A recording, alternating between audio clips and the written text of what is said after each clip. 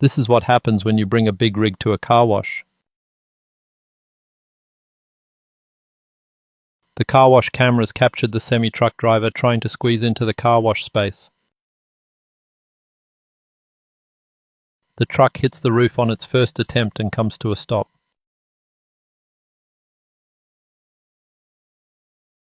He tries one more time to move forward before he realizes that his truck doesn't fit.